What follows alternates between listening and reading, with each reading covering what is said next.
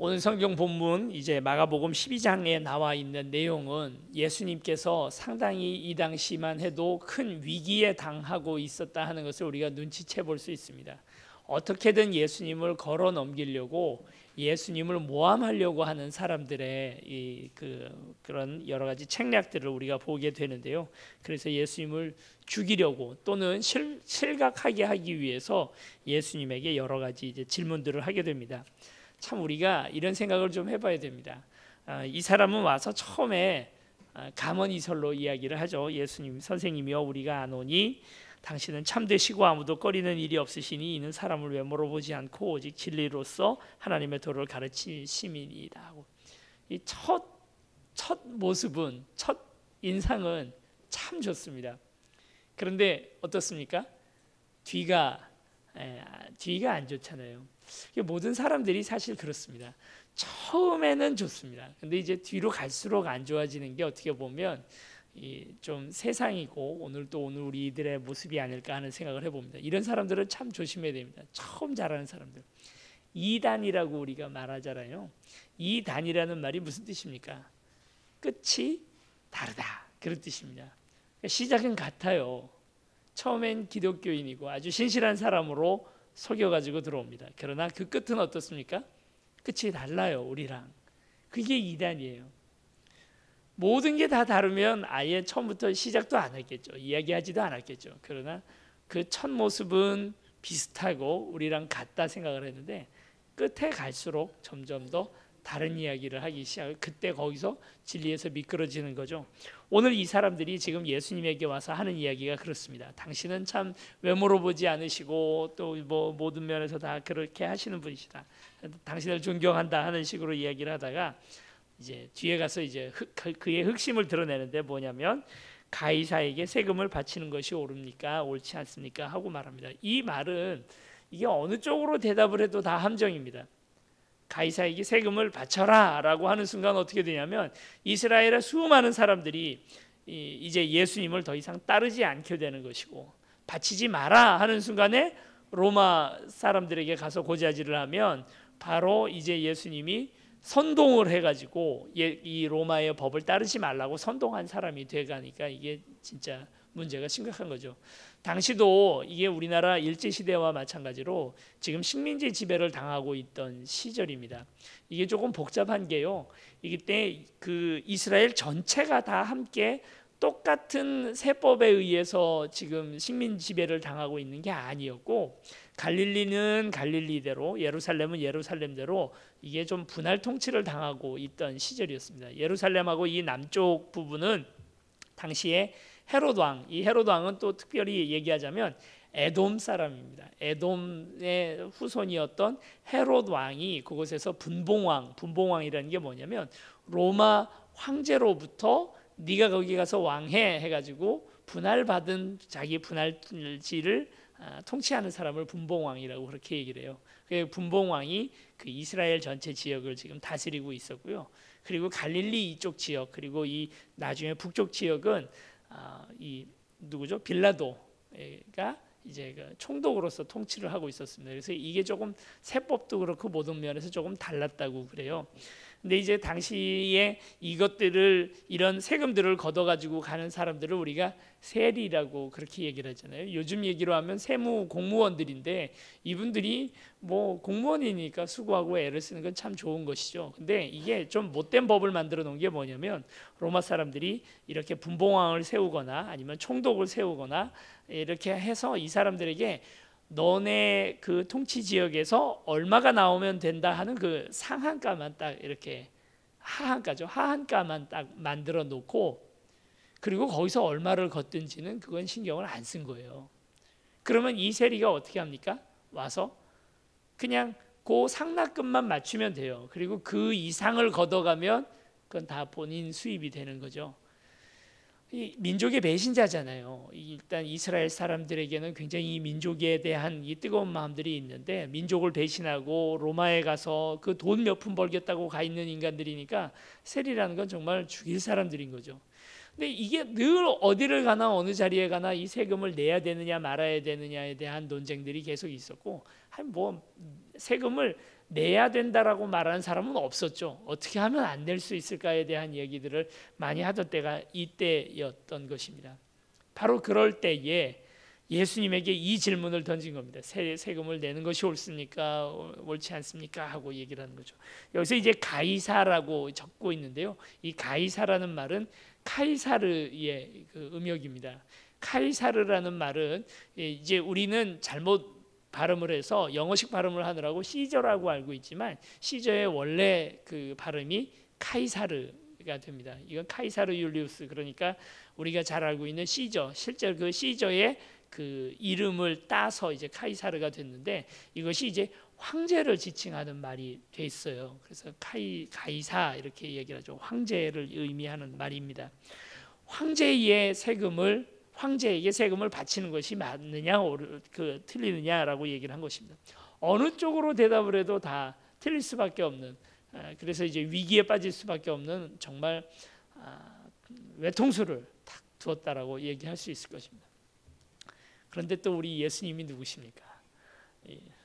이런 외통수에 절대 당하지 않으시고 이제 정말 그 질문을 가지고 온 사람들을 도리어 곤란하게 만들 딱 대답을 하시죠. 이 대답을 하시는 거 보면 이분이 천재이거나 하나님 아들이거나 둘 중에 하나가 아니었을까 하는 생각을 해보게 되는 대답을, 아주 정말 신의 한 수와 같은 그 대답을 하게 됩니다. 뭐라 얘기를 하십니까?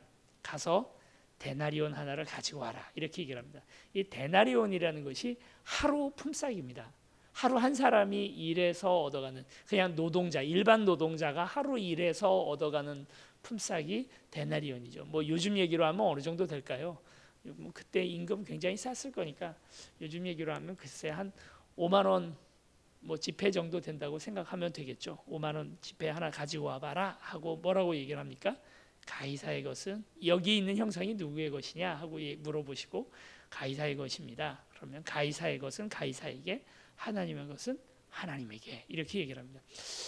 가이사의 것은 가이사에게라는 말만 놓고 보면 이건 세금을 내라는 말이구나라고 얘기할 수 있겠습니다만, 하나님의 것은 하나님에게라는 말 때문에 사람들이 다 돌아간 거예요. 가이사의 것은 가이사에게라는 말 때문에 사람들이 예수님을 고소하는 것을 포기하고 돌아간 것이 아니라, 하나님의 것은 하나님에게라는 말 때문에 돌아간 것입니다. 이 안에 어떤 비밀이 숨겨져 있길래 이 하나님의 것은 하나님에게라는 말에 그냥 돌아갔을까요? 가이사의 것이라고 했잖아요. 가이사의 것은 무엇을 얘기하냐면, 앞에서 물어봤던 형상에 관한 이야기입니다. 가이사의 형상이 새겨져 있는 돈은 가이사가 마음대로 하게 내버려 둬라. 그러나 그렇다면 하나님의 것이라는 건 또 무엇을 뜻합니까? 하나님의 형상을 얘기하죠. 하나님의 형상은 하나님에게 귀속시켜라 라고 말씀하신 겁니다. 하나님의 형상, 뭐가 생각나십니까? 하나님의 형상 하면 성경 구절 어디가 생각나십니까? 창세기에 하나님께서 당신을 지으실 때 하나님의 형상으로 지으셨다 하는 것을 우리가 생각하게 되죠. 하나님의 형상으로 우리 인간을 지었다는 게 무슨 뜻일까요? 하나님, 우리가 하나님 닮았구나. 이제 우린 그렇게 많이 생각하잖아요. 유치부 수준입니다. 이거 유치부에서 하나님 닮았다. 우리 하나님도 눈이 2개, 하나님도 귀가 있고요, 하나님도 콧구멍이 있고요.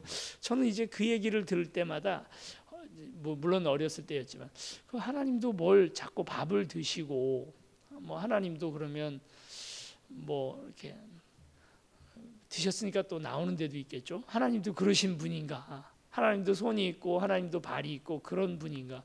하나님은 영이신데 어떻게 이런 것들이 다 있을 수 있는가에 대한 의문이 있었어요. 여러분 그런 의문 없으셨어요? 너무 잘 믿으신 거죠. 의심이 좀 들잖아요. 이게 하나님도 그러면 이런 모양이란 말인가? 뭐 하나님도 머리카락이 있으시고 그렇다는 말인가? 그런 말이 아니죠. 여기에는 인간이 하나님의 형상으로 지어졌다 하는 데는 아주 놀라운 신비가 담겨져 있습니다. 창세기 1장을 우리 한번 펴보시죠. 1장에 보면 하나님께서 우리를 지으시되 당신의 형상으로 지으셨다 하는 이야기가 나옵니다. 그리고 이 안에는 27절입니다. 1장 창세기 1장 27절 같이 한번 읽어보겠습니다. 시작.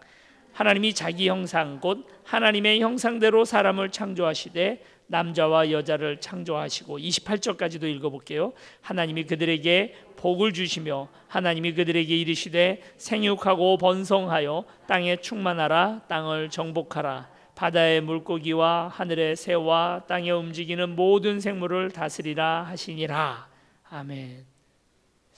여기에는 우리가 쉽게 간과하지만 그러나 고대 중군동의 사람들은 누구나 금방 눈치챌 수 있는, 우리는 잘 모르지만 그런 놀라운 이야기가 이 안에 담겨져 있습니다. 하나님의 형상, 이 형상이라는 말 히브리어로 첼렘이라고 얘기를 하는데요, 이것에 관해서 우리가 좀 정확하게 알 필요가 있습니다.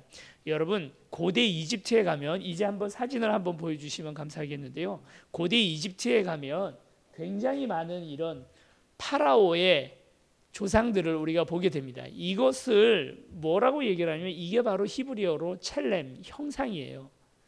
이것은 왜 만드냐면 파라오가 자신의 통치를 이루어 나가는데, 우리도 지금 그렇지 않습니까? 대한민국의 대통령 문재인 대통령이신데 이분이 이 서울에 앉아서 부산을 통치하기가 쉽지가 않죠. 그러니까 뭘 사용하냐면 전화나 팩스나 이런 것들을 통해서, 그리고 또 대한민국 전체에 있는 법률을 통해서 뭐 앉아 있기는 서울에 있지만 그러나 우리 부산도 통치할 수 있게 되는 것이죠. 그런데 전화나 통신 시설이 전혀 없었던 고대 왕국, 어마어마한 영토를 가지고 있는 그런 고대 왕국은 어떻게 통치를 했을까요? 이게 사안에 따라서는 왕은요, 왕의 가장 첫 번째 임무는 이것입니다. 목사의 첫 번째 임무는 설교잖아요. 왕의 첫 번째 임무는 뭘까요? 재판입니다. 요즘은 사법권, 행정권 이런 게 다 분리되어 있습니다. 그러나 고대의 세계에 있어서는 종교와 사법권, 행정권, 입법권, 이 모든 것들이 다 한 사람에게 몰려 있었어요. 그게 왕이죠. 그래서 우리가 뭐 아는 것처럼 압살롬이 다윗을 반역하기 전에 재판부터 막 합니다. 그게 자기가 왕이고 자기에게 권력을 끌고 가는 하나의 방법이었어요. 재판하는 사람이 왕입니다. 그런데 어떤 사안은 그냥 밑에서 조무래기들이 해도 됩니다. 신하들이 해도 됩니다. 그러나 중대 사안에 관련해서는 절대로 그거는 왕이 심판을 해야 하는 그런 중대 사안의 그런 재판들이 꼭 있었거든요. 그런 건 어떻게 재판을 하나요? 방법이 없잖아요. 이거 뭐 전화해서 물어볼 수도 없고, 파발마 띄우면 이게 왕국이 너무나 크기 때문에 파발마 뛰어갔다가 다시 돌아오는 사이에 사람 죽어요. 이거 어떻게 해볼 방법이 없습니다. 그래서 사용하는 방법이 바로 뭐냐면 바로 이거 첼렘, 형상을 만드는 것입니다. 이 형상을 만들어서 지방관이 갈 때, 지방관이 그 파견이 될 때 이 형상을 싸가지고 갑니다. 가서 이것을 그 마을에 성문이, 보통은 성문인데요, 그 성문에다가 이 조상을 세워놓고요, 그리고 지방관이 그 옆에 섭니다. 그러면 범죄한 사람들이 오잖아요. 그러면 그 사람들의 재판을 실제로 하는 건 누구냐면 지방관이 하는 거죠. 그러나 이 심판 선고는 뭘로 하는 겁니까? 왕의 이름으로 하는 거예요. 그걸 하기 위해서 만든 것이 바로 이 돌상들입니다. 그 지역에서 반역이 일어나면 반란군들이 제일 먼저 하는 일이 뭐냐면 성을 쳐들어와서 이 조상부터 막 깨버립니다. 그러면 이제 이 왕의 통치가 끝나는 것이고 이제는 자기의 통치가 시작된다 하는 가장 중요한 의미가 여기에 있는 것이죠. 이게 바로 형상입니다. 우리나라에도 이런 것이 있었습니다. 이제 다음 장면 보시면 태조어진입니다. 우리나라에서 굉장히 큰 보물 중에 하나죠. 어진들이 상당히 많이 우리나라에 있었는데 이 어진은 이렇게 그려지면 이게 뭐 평양이라든지 이런 각 도로 보내집니다. 보내질 때는 왕이 가는 행차와 똑같은 행차를 통해서 왕의 타는 가마에 이 어진이 놓여져서 간답니다. 같은 의미를 가지고 있습니다. 이 왕이 그곳에서도 지금 통치하고 있다고 하는 상징적 의미를 가지고 있는 것이 바로 왕의 어진입니다. 우리나라에도 한 3, 40년 전만 해도 그렇죠? 각 관청마다 태극기 그리고 대통령 얼굴이 다 붙어 있었죠. 우리나라에도 그런 때가 있었습니다. 그것이 뭐 아주 정확하게 같지는 않지만 비슷한 의미에서 우리가 그 통치자의 그 형상을 거기다 갖다 놓는 것이죠. 십계명이 그러면 달리 보입니다. 십계명에 뭐라고 되어 있습니까? 너희는 어떤 짐승의 형상이나 이런 것들을 가지고 하나님의 형상을 만들지 말라고 그렇게 나와 있죠. 여러분, 그게 우상, 그러니까 뭐 부처님이나 아니면 뭐 공자님이나 이런 것에 조상을 만들지 말라고 쓰여 있지 않아요. 뭐라고 쓰여 있습니까? 하나님의 형상을 만들지 말라고 그렇게 되어 있어요. 그 말은 다르게 생각해 보면 이런 겁니다. 하나님의 형상이 있잖아요. 어디 있죠? 여기 있잖아요. 우리가 하나님 형상이에요. 하나님 형상 하나님께서 이미 만들어 놓으셨으니까 그거 말고 다른 걸로 만들지 말라고 그렇게 하나님께서 우리에게 말씀을 주신 것이다라고 그렇게 볼 수 있습니다. 자, 그렇게 놓고 보면 오늘 우리가 하나님의 형상이라는 것은 우리의 무엇하고 굉장히 중요한 의미가 가지냐면 우리의 모양하고 중요한 의미를 가지는 게 아니라 우리의 임무하고 중요한 의미를 가집니다. 임무가 뭡니까? 1장 28절, 우리 창세기 1장 28절 그대로 뭐죠? 생육하고 번성하라. 그 다음에 다스리라 하는 하나님의 다스리심, 하나님의 통치를 대신할 사람으로 인간을 만드셨다는 겁니다. 이게 정확한 의미입니다.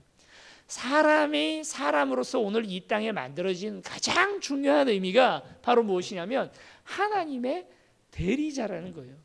우리가 하나님이 하셔야 하는 일을 우리가 대신하는 것입니다. 이걸 잘못 번역을 하면 생육하고 번성하고 땅에 충만하여 땅을 정복하라 그랬으니까 우리가 땅을 수탈하고 약탈하는 것으로 번역을 했어요. 그동안 서구의 수많은 신학자들이 이 구절을 땅을 마음대로 해도 우리가 땅의 왕이니까 땅의 왕으로서 마땅히 받아야 할 것들을 수탈해도 된다라고 생각해서 수탈을 했단 말입니다.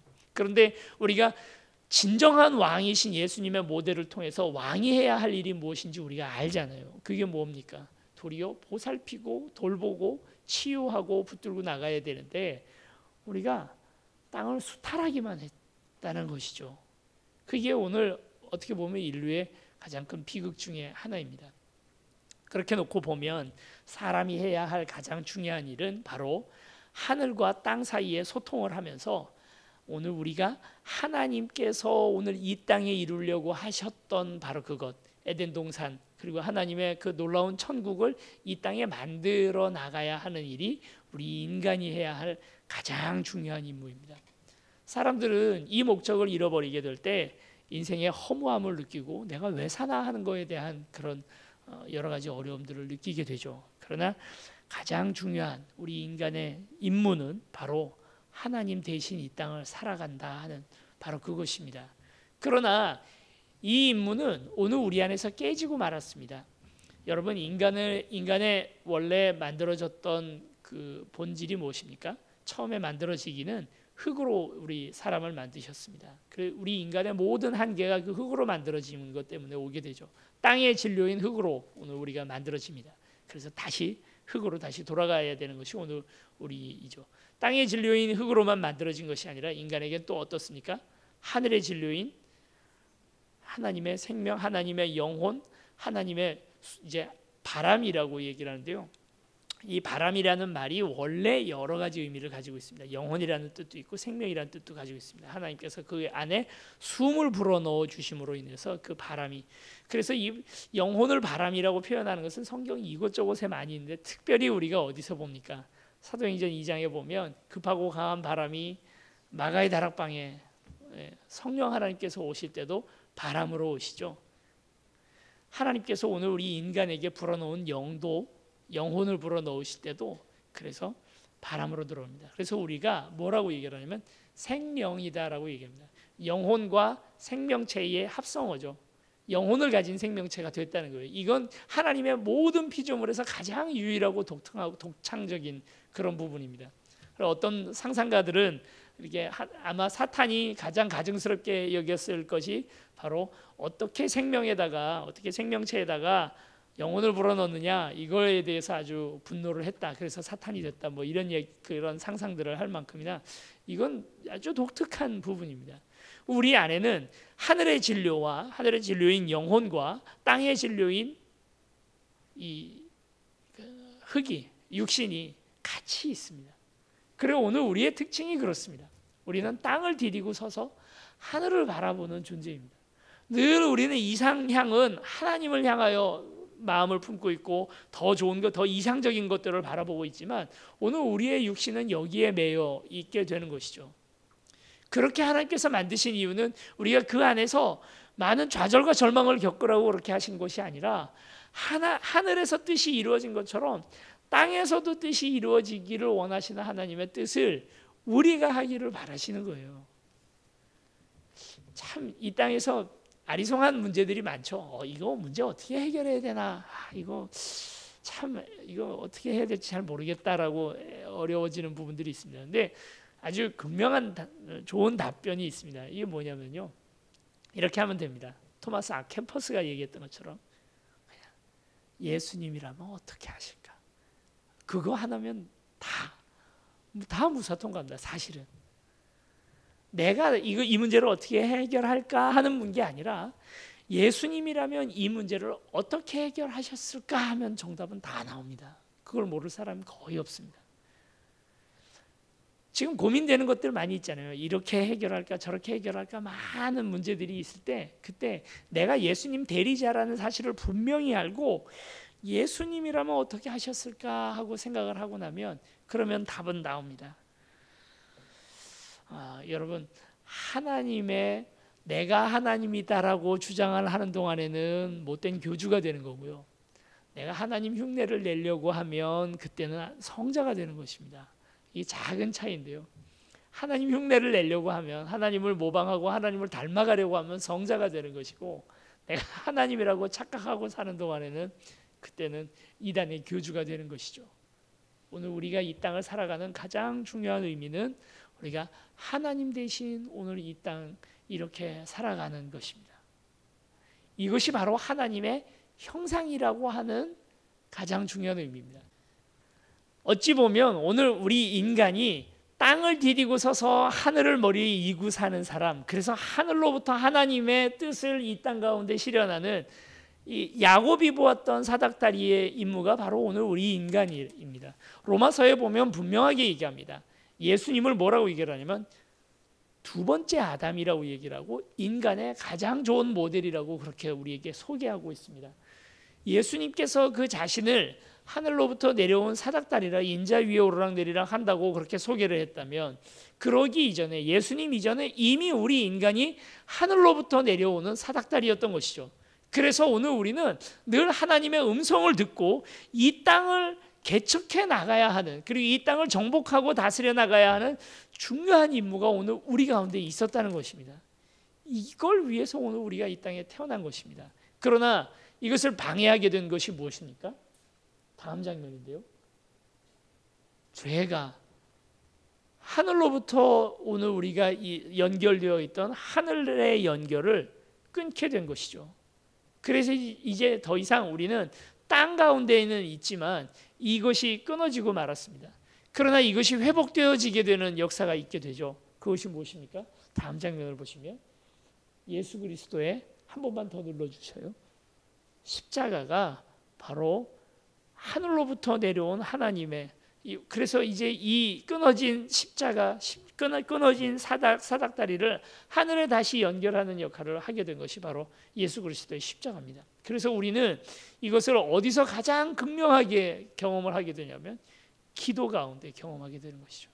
원래는 가당치도 않아요. 우리가 하나님한테 무슨 얘기를 해도 아무리 기도를 하고 아무리 발버둥을 쳐도 하나님께서 우리에게 아무 말씀도 하지 않으시고 우리의 기도를 하나도 듣지 않으십니다. 그런데 내 힘으로는 안 되잖아요. 근데 뭐가 됩니까? 예수 그리스도의 이름으로 되는 거예요. 그걸 우리가 예수 그리스도만이 중보자다라고 얘기하는 중요한 의미입니다. 다른 어느 누구도 중보가 되지 못하지만 예수 그리스도의 이름으로 얘기를 하면 이건 다 됩니다. 마치 우표에 이 관인 찍어 놓은 것처럼 예수 그리스도의 이름으로 관인을 딱 찍는 순간 이제 이건 하늘로 배달이 되는 겁니다. 그 의미를 가지고 있는 것이죠. 예수님 때문에 오늘 우리가 이제 하나님의 음성을 듣고 들을 뿐만 아니라 또 오늘 우리가 기도해도 그 기도가 하늘에 닿을 수 있게 되는 것이죠.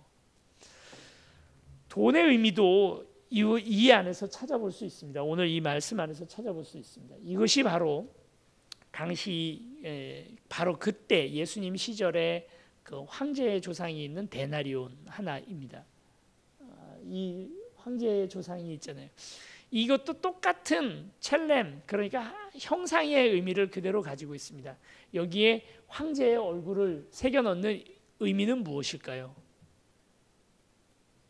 똑같죠. 형상과 같은 것입니다. 이 형상이 가 있는 바로 그것에 황제의 대리자라. 돈은 황제의 대리자입니다. 요즘은 거의 그런 돈들이 없는데요.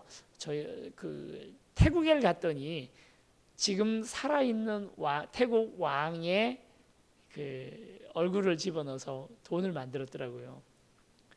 우리는 그렇지 않잖아요. 지금 문재인 얼굴을 집어넣어서 저희가 뭐 5만 원짜리 만들지 않습니다. 다 돌아가신 분들을 다 이렇게 하지만 예전에는 무조건 왕이 왕으로 즉위를 하면 황제가 황제로 즉위를 하면 자기 돈을 찍었어요. 자기 얼굴을 집어넣어서 그래서 이렇게 돈을 찍습니다. 그러다가 이제 뭐 그 황제가 죽고 나면 이제 죽은 사람 돈이 되는 거잖아요. 그럼 이제 그거 다 걷어들여서 다시 찍어요. 다시 살아있는 황제의 얼굴을 다시 집어넣어서 다시 찍어서 다시 반포하는 것이죠. 이유가 뭘까요? 요즘은 그 돈의 그 의미가 많이 좀 우리 안에서 많이 없어지긴 했습니다만 당시만 해도 황제가 이 돈의 가치를 크레딧하는 것입니다. 신뢰하게 해주는 것입니다. 내 얼굴 봐서 이 돈이 한 데나리온 가치가 있다는 것을 믿어라 하는 것이죠. 그 의미가 이 안에 있는 것입니다. 그리고 이 황제의 돈은 어디까지 통용이 될까요? 황제의 지배가 이루어지는 데까지 이 황제의 돈이 통용이 되는 거예요. 이 돈이 다른 황제가 통치하는 지역에 가면 그 가치를 가지지는 못합니다. 물론 이제 무역을 하다 보니까 이렇게 되기는 하겠지만 어쨌든 그 돈의 신뢰도는 황제만이 얘기해 줄 수 있는 것이죠. 뭐 이제 조금 더 덧붙여서 얘기를 하자면 우리나라는 왜 그러면 뭐 세종대왕이나 뭐 아니면 신사임당 같은 것들이 있을까요? 이것은 이제 더 이상 어떤 대통령이 이것을 대변해주고 신뢰를 얘기를 해주는 것이 아니라 그 나라, 그래서 우리 대한민국을 상징하는 것들이 들어가 있는 거예요. 나라가 크레딧 해준다 하는 그 의미를 가지고 있기 때문에 이렇게 되는 거고요. 그러나 원래 돈에 새겨져 있는 가장 중요한 것은 통치자의 얼굴을 집어넣으면서 통치자 자신의 신뢰도를 가지고 돈이 통용되게 만들어져 있는 것입니다. 이게 돈입니다. 돈이라는 것은 그래서 어쩔 수 없이 세상의 통치자가 자신의 통치의 기반이 되는 것이 가장 중요한 것이 돈이고요. 통치자의 자신의 권력을 대신해서 이곳저곳에 뿌려져 있는 것이 사실 돈입니다. 그래서 돈을 사랑하는 것이 일만하게 뿌리가 된다 하고 그렇게 이야기를 하는 것이죠. 이 세상은 어쩔 수 없이 이건 요즘 자본주의 사회이기 때문에 더 그렇다라고 말할 수는 있을지 몰라도 자본주의 사회이기 때문에 그렇다라고 말할 수는 없고요. 원래부터도 이 돈으로 통치되었고 돈으로 상징된 세상의 권력들이 이 땅을 지배하고 있습니다. 그래서 하나님께서 이야기하는 것은 무엇입니까? 예수님께서 이야기하시는 것은 가이사의 것은 가이사에게라고 이야기를 하는 것은 그들의 통치와는 상관없이 하나님의 것은 하나님에게라는 무슨 뜻입니까? 이제는 나의 통치, 하나님의 통치, 예수 그리스도와 하나님 아버지의 통치가 이루어지는 하나님 나라가 임했다 하는 것에 대한 아주 둘도 없는 그런 선포인 것이죠. 가이사의 통치가 이제 더 이상 통하지 않는, 그래 돈이나 가지고 있어라 너는, 그러나 사람은 내 것이다 라고 그렇게 얘기를 하는 것입니다. 뺏기지 않는 사람, 결국 하나님의 가장 중요한 소유요, 하나님의 통치의 기반이고, 그리고 하나님께서 이 땅을 다스려 나가는 가장 중요한 것이 바로 사람입니다. 사람을 의지한다 하는 의미가 아니라 하나님께서 가장 소중히 여기고 천하보다도 더 소중히 여기는 것이 사람이라는 것입니다. 우린 돈 논리로 자꾸 돌아가잖아요. 이게 보면 교회도 돈 때문에 사람을 버리게 되는 일들이 참 많이 있습니다. 돈 문제 때문에 사람을 잡지 못하고, 돈이 아까워서 사람을 잡지 못하고, 또 돈 문제 때문에 사람을 버려버리는 그런 일들이 교회 안에도 무수히 많다는 것입니다. 그러나 교회가 원래 이 하나님께서 세상을 지으셨던 이 진짜 의미를 분명히 안다면 돈이 중요한 것이 아니라 더욱 중요한 것이 사람이라는 사실을 오늘 우리가 분명히 알아야 할 것입니다. 가이사의 것은 가이사에게, 가이사의 통치 방법에 따라서 돈은 움직이고 또 그렇게 갈 것입니다. 중요한 건 그게 아니라는 거예요. 그보다 더욱더 소중한 것이 있으니 바로 사람이라는 것입니다. 그래서 예수님께서 베드로를 부르실 때 뭐라고 그러십니까? 너희는 이제 사람을 낚는 어부가 되리라고 그렇게 얘기를 하십니다. 그리고 그 베드로의 전통 위에 교회가 세워졌다면 교회도 사람 낚는 어부가 되어야 되겠죠. 오늘 우리도 사람 때문에 살고 사람을 붙들고 나가야 하고, 이 사람,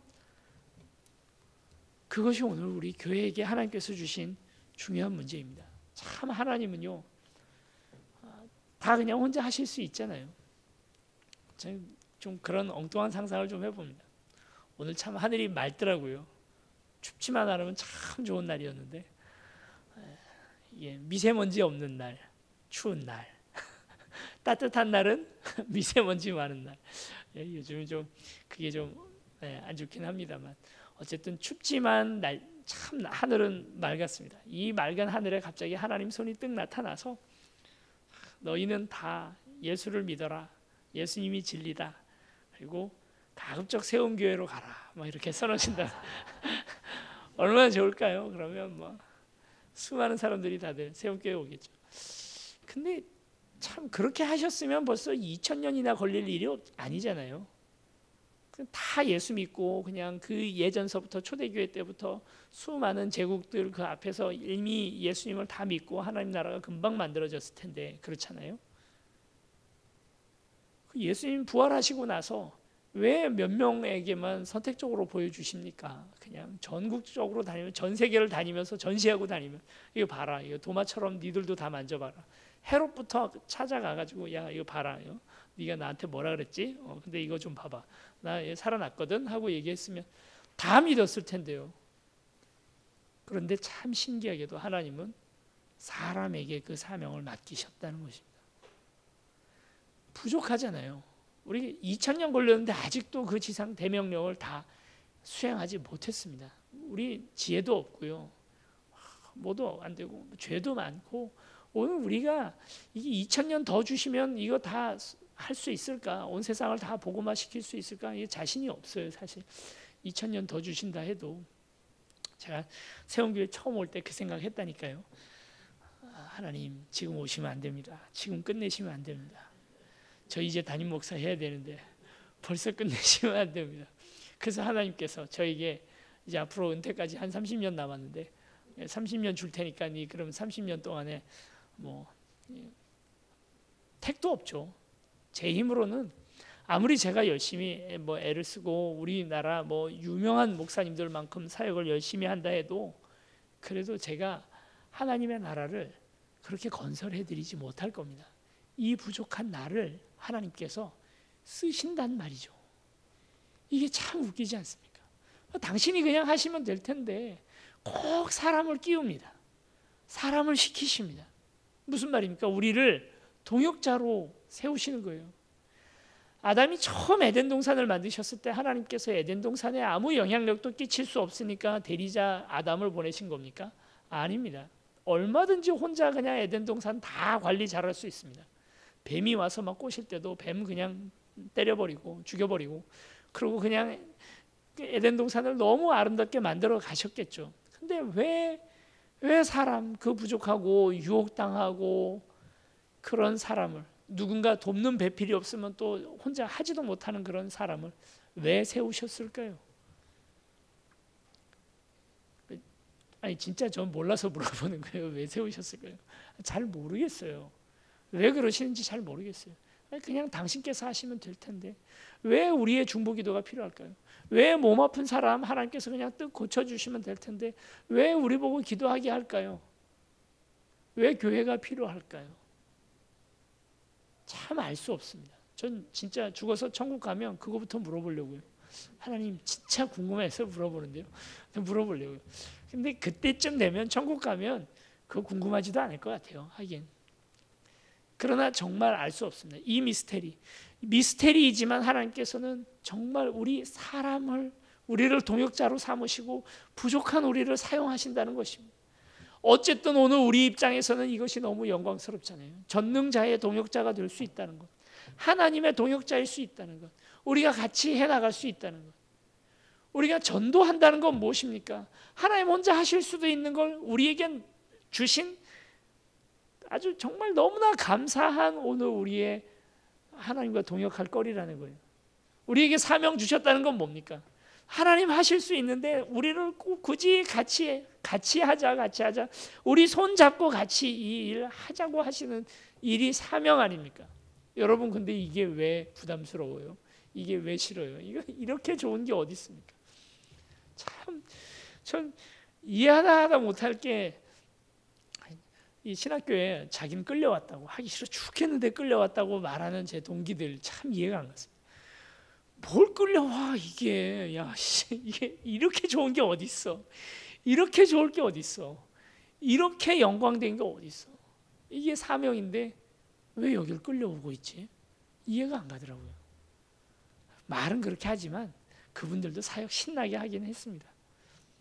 오늘 우리 안에서도 교회를 섬겨 나가고 하나하나 전도해 나가고 또 교회를 세워 나가는 이 일이 결국 하나님께서 오늘 우리를 동역자로 세우셨다는 바로 그 사실 때문에 우리에게 가능한 일인 줄 믿습니다.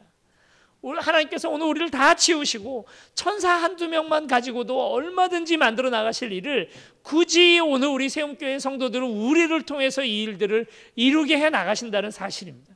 부족하고 죄 많고 많이 주님이 여러 면에서 부족하지만 그러나 주님께서 오늘 우리 어눌한 입술을 통해서 하나님의 영광을 드러내게 하시고 또 오늘 우리를 통해서 한 사람 한 사람 하나님의 그 구원의 놀라운 역사들을 증거하게 하시는 역사를 하나님께서 하신다는 거죠. 그래서 인간은 무엇입니까?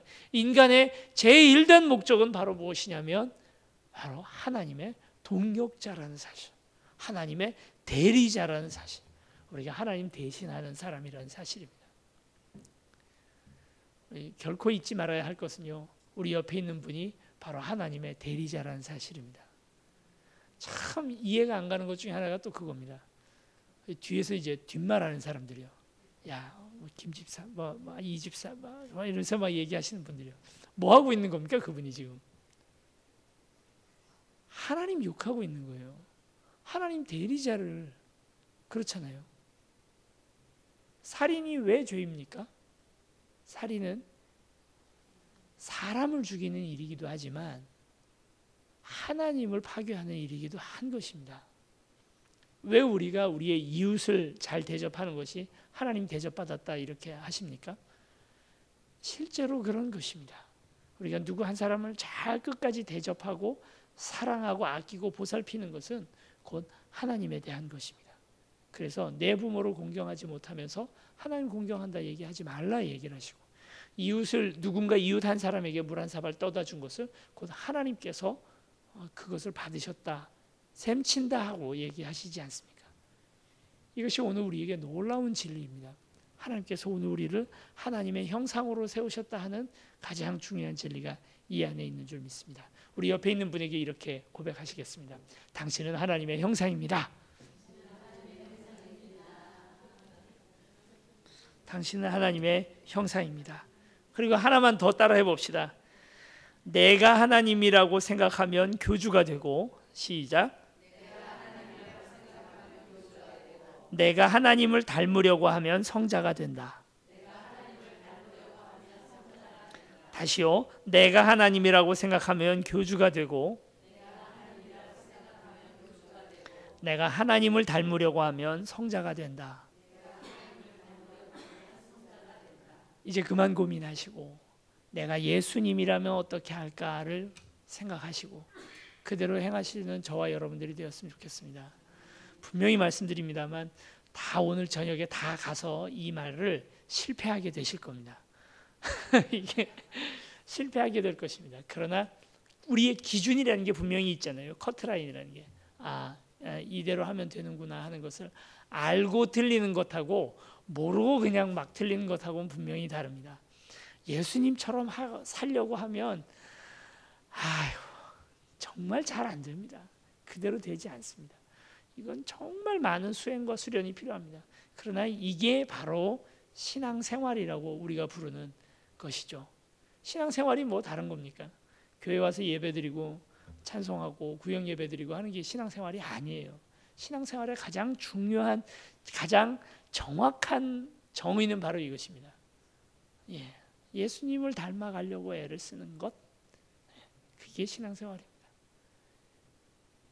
오늘 우리의 신앙생활이 예수님 보시기에 합당한 그런 모습으로 더 거듭나는 저와 여러분들이 되시기를 원합니다.